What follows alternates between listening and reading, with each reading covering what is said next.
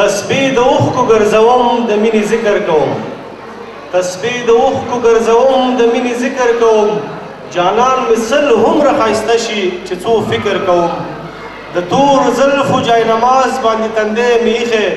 د شونډو فرض ادا کوم د سترګو وتر کوم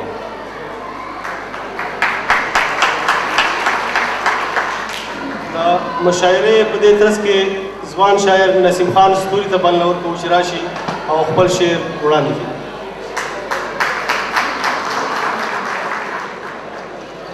د شعر څخه مخکې د واخان ډاکټر کبیر ستوري یو څلوریزه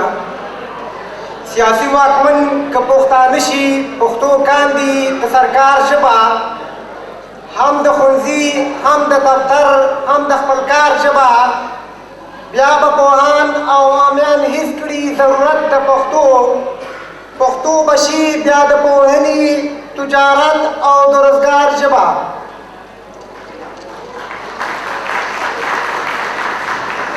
د شعر سرلیک دی پښتو ژبه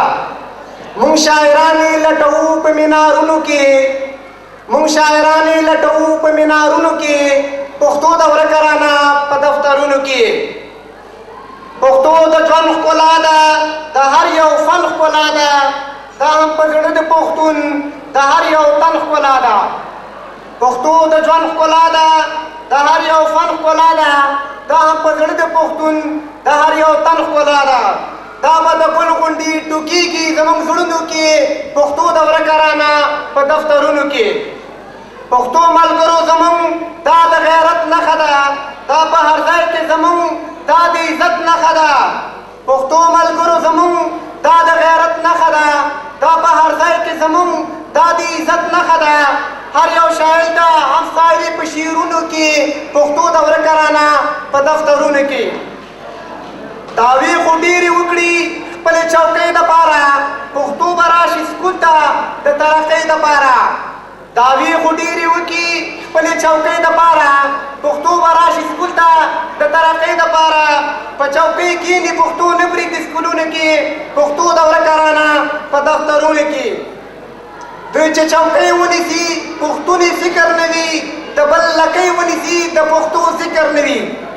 دوی چې چوکۍ ونیسي پښتون یې فکر نه وي د بل لکۍ ونیسي د پښتو ذکر نه وي جانانه دغو همزبلې د ښارونو کې پښتو د ورکرانه په دفترونو کې